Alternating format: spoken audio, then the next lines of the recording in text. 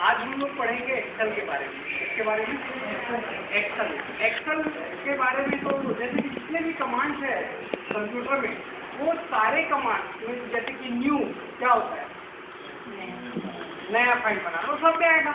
कोई भी सॉफ्टवेयर चालू करोगे, कोई भी पैकेज चालू करोगे, न्यू मतलब ओपन, खोलना, सेव, सुरक्षित करना ताकि बाद में कर सके, सेव एक दूसरी कॉपी सुरक्षित करना उसी फाइल को दूसरे नाम से। तो कुछ जो चीजें हैं वो आपको हर एक सॉफ्टवेयर में सामान्य मिलेगी। मेरे ख्याल से आप लोग देखते ही समझ जाओगे। जब भी आप लोग कोई कमांड की काम करते हो, जब भी करते हो, तो उसके देखना कि वहाँ पे उसके बाजू में शॉर्टकट की दिया रहता है ना। जैसे कि मैं एक और सॉफ्टवेयर खोलता हूँ एक्सेल की दूसरी वर्जन को।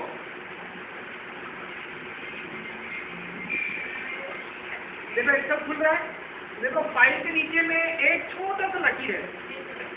छोटा सा लकीर क्या होता है, हम उसको अल्टर के साथ यूज करते हैं। किसके साथ? मतलब ये कि अल्टर दबाएंगे, जैसे कि मेरे को एफ फॉर्मेट में जाना है, क्या दबाऊंगा? अल्टर के साथ ओ। देखो ओ के नीचे है, ये फॉर्मेट में आ जाएगा। आया? इसके दबाओ कैंसिल हो जाएगा। मेरे को फाइल में जाना है। हर एक जो भी सॉफ्टवेयर में आप काम करोगे उसमें उसके शॉर्टकट के की रहते हैं। जैसे आप माउस का काम नहीं किया, मान लो आपको जाना है कीबोर्ड के थ्रू से जाना है, तो अल्टर के साथ में एफ दबाओगे ना तो ये फाइल खुल जाएगा। फिर देखो सबके नीचे में एक एक वो है, वो अब अल्टर को दबाएगा ना, वो दबाना तो ओपन हो जाएगा। तो अल्टर की के द्वारा जो है आप किसी भी कमांड का शॉर्टकट देख सकते हो, किसी भी कमांड का, है ना। जैसे इसमें अब कल मैंने बताया था, देखो एडोब वाला बताया था, याद है पीडीएफ फाइल बनाना प्रिंटर के साथ में। तो अगर आप यहाँ पर एडोब पीडीएफ पे क्लिक करोगे तो भी बन जाएगा, आपको वहाँ जाने की जरूरत नहीं, फाइल में जाकर प्रिंट करने के लिए जरूरत नहीं है। अगर आप चाहते हो कि मैं इस फाइल को पीडीएफ बनाऊँ तो एडोब पीडीएफ लिखा है, इसको भी क्लिक करके आप पीडीएफ बना सकते हो। दूसरी बात मैं बोल रहा कि किसी भी मेन्यू में जाने के लिए वहाँ पर उस अक्षर के नीचे में छोटा सा लकीर रहेगा। उस छोटे से लकीर से हम ये जान लेते हैं कि इसमें कौन सा कमांड काम करेगा, तो ये मेन्यू खुलेगी। ये टेक्निक बता रहा हूँ ना मैं। फिर जैसे काम किए, अब आप मान लो अल्टर के साथ यूज नहीं करना चाहते किसी भी कमांड को, तो उसके जस्ट बाजू में कंट्रोल दिया है। कंट्रोल समझते हो ना, कंट्रोल वाला की भी दिया है यहाँ पे कि अगर आप यहाँ पे कुछ भी नहीं है तो आप अगर कंट्रोल ओ दबाओगे तो भी फाइल खुल जाएगा।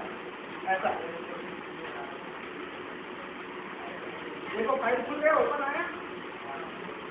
तो आप जब भी कमांड करोगे तो शॉर्टकट को ध्यान रखेंगे कि अल्टर से क्या कमांड होगा और कंट्रोल से क्या कमांड होगा। नए बच्चों की बोला बाकी तो आपको। अब देखो ये खुला है ऑफिस एचपी का, पुराना वर्जन एचपी है, इसको बोलते हैं कॉलम। ये जो ए वाला जो रूम है क्या है? कॉलम। और ये वाला रूम क्या है? रो। ये क्या है?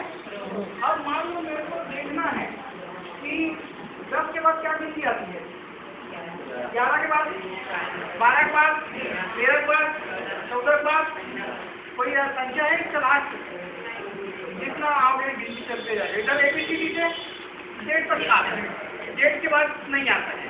फिर अपन मन से भी कुछ भी बना सकते हैं, है ना। तो वैसे ही यहाँ से शुरू होता है ये रो, 1 से शुरू हो जाएगा। अगर धीरे धीरे जाओगे तो चले जाओगे। आपको एक साथ नीचे जाना है तो कंट्रोल दबाना और ये वाला एरो की, देखो ये एरो की ऐसा दबाना तो नीचे आ जाएगा। तो देखो पुराने जो वर्जन है इसमें रो आता है 1 से लेके 65,536 तक का रो है पुराने वर्जन में। ठीक है, नहीं समझे कि समझे। और अपन यहाँ पर मान लो ये 2007 में खुला हुआ है। अब यहाँ पर देखते हैं कंट्रोल के नाम एरो की, ये कितना आ रहा है? अरे बाप रे, इकाई, ढाई, 13,000, 10,000, लाख, 10,39,573 एडवांस पर्सन। समझ गए बात को? तो इसमें कम है, इसमें ये ऑफिस एक्सपी में कम है और 2007 में ये ज्यादा है, ये वाला काला। तो लिख सकते हो, आप लोग लिखोगे तो, या नहीं लिखोगे तो बाद में लिख लेना कि खुद देख के लिख लेना कि एचपी को चालू करना, कंट्रोल के साथ इंक दबाना। अब हमको शुरू में जाना है, कंट्रोल के साथ एरो की दबाओगे ये होम में आ जाएगा। कोई डाउट है? ये तो हो गया रो के लिए, इसकी नहीं हुआ ये। अब अपन आते हैं कॉलम के लिए। देखो यहाँ देखो, यहाँ देखो ये बड़ा जो है, ये है यहाँ पर जेड खत्म हो गया। ये जेड जैसे ही खत्म हो गया फिर शुरू है A T A C A T A F, फिर ए खत्म होगा फिर होगा B A B C B. समझ गए? तो इसका अंतिम क्या है? कंट्रोल के साथ एरो की दबाओगे तो इसका है आई, ए से लेके कहाँ तक जाता है, ये आई तक जाता है, ऐसा ऐसा ऐसा ऐसा आई है। ये किसमें बात कर रहे हैं अपन, XP के वर्जन। अब अगर हम 2007 में देखते हैं, यहाँ पर कंट्रोल के साथ मूव कर दिए, अब ये कंट्रोल के साथ ये दबाए, ये कहाँ तक जा रहा है, XFD और बहुत ज्यादा, मतलब 3 अक्षर का ले रहा है। कितने अक्षर का ले रहा है, 3 अक्षर का ले रहा है, तो ये और बहुत ज्यादा है। क्लियर? आप लोग जब इंटरनेट चलाओगे तो एक करके देखना, how many columns in row, internet में लिखना how many columns in row 2007, enter मारना, फिर बताएगा कितने रो और कितने कॉलम, ये सब चीज को ढूंढने का प्रयास करेगा। तो ये जो है ज्यादा और इसमें खंड बना के देती है। इस पूरे को बोलते हैं वर्कशीट बोलते हैं, क्या बोलते हैं, वर्क, और इसको बोलते हैं सेल पॉइंटर। ये जो कर रहे हैं ना, इसको सेल पॉइंटर। अब देखो सबसे नीचे जाना चाहता हूँ, क्या कमांड में, एक काम करो, क्या राइटर बताया हूँ, राइटर के साथ ये बताया था बाबा मेन्यू के लिए। तो कहाँ जाना है, कंट्रोल के साथ एरो, सबसे शुरू में जाना है, ऊपर वाले। अब इधर जाना है लास्ट में, बाजू वाला है, ठीक है। और ये पहला, तो ये एरो की का मतलब समझे, आपको पहले आगे पीछे ऊपर नीचे कैसे जाना है। फिर से बोलो, इसको क्या बोलते हैं, कॉलम, इसको क्या बोलते हैं, और ये जो लिखते हैं इसको क्या बोलते हैं, सेल पॉइंटर, और ये इसको बोलते हैं वर्कशीट। इसको क्या बोलते हैं, वर्कशीट। ये तो मेरे ख्याल से समझ में आ गया। अब यहाँ पर देखो शीट 1, शीट 2, शीट 3 लिखा है। आप लोग जो है इस नाम को बदल सकते हो, राइट की दबाना, रीनेम करना, रीनेम करके जैसे कर दिए ITI, तो इस पेज का नाम ITI हो गया। वर्ड में ऐसा ऑप्शन नहीं था, वर्ड में आई का नाम सेव करते थे, पेज का नाम नहीं देते थे।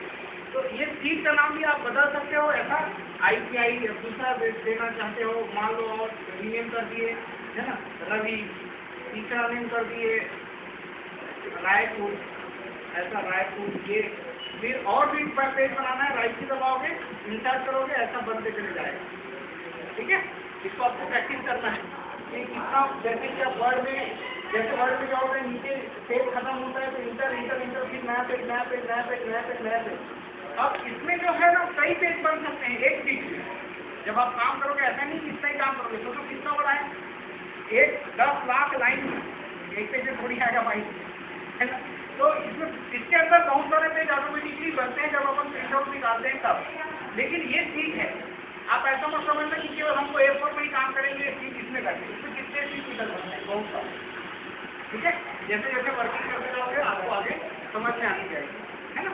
अब हम आइडेंटिफाई करते हैं सेल पॉइंटर को। मैं दूसरे वर्जन, दोनों वर्जन पे काम करवा के दिखा रहा हूँ ताकि आपको पता चले कि क्या है। देखो, मान लो यहाँ से कुर्सी शुरू है, यहाँ से क्या शुरू है, ये 1 नंबर की कुर्सी है, ये 2 नंबर की कुर्सी है, 3 नंबर की है, 4 नंबर की। ठीक है, अब इधर पे लाइन है, ये पहला लाइन है, ये दूसरा लाइन है, ये तीसरा लाइन है, चौथा लाइन है। फिर से देखो नंबर कैसा है, 1 2 3 4, लाइन कितने हैं, 1 2 3 4। मैं इस कुर्सी पे हूँ, इस कुर्सी का नंबर क्या है, लाइन नंबर 2, कुर्सी नंबर 2। क्या हुआ, लाइन नंबर 2, कुर्सी नंबर 2। इसका नाम क्या हुआ, लाइन नंबर 3, कुर्सी नंबर 3। उसका क्या हुआ, लाइन नंबर 4, कुर्सी नंबर 4। कोई डाउट है क्या, नहीं। वैसे ही सेल पॉइंटर का भी अपना एक नाम होता है ना। जैसे कि हम यहाँ पर है तो इसको कैसे गिनेंगे, इधर से C, इधर से ये, तो क्या नाम हुआ, C3, क्या नाम हुआ, है ना। अब जैसे कि मैं यहाँ पर हूँ, क्या नाम है, A1, मैं यहाँ पर हूँ, क्या नाम है, इधर से J, इधर से जो भी है, तो ये है यहाँ पर दिखाता है कि सेल पॉइंटर का नाम क्या है, वो वहाँ पर दिखाता है वो सेल पॉइंटर। तो समझ जाओगे। अब सुनो, इसकी वर्किंग कैसे होती है, तो मेन फंडा समझना है। ये क्या नंबर है, क्या करो, पूरा नाम बताओ, लाइन नंबर। ये क्या नंबर है, लाइन नंबर 3। कंप्यूटर में जो है आप जब भी कोई काम करेंगे एक्सेल में, तो इसी चीज को ध्यान रखना है कि हम कौन से डब्बे पे हैं, उस डब्बे का नंबर याद रखना है। ठीक है, उस डब्बे का नंबर याद रखोगे तो पूरा क्लियर हो जाएगा। मान लो मैंने डब्बे नंबर इसमें 2 अंक रखा है, कितना अंक रखा है? 2 और इसमें 3 अंक रखा है, 3 नंबर। इसमें क्या रखा है? और इसमें क्या रखा है?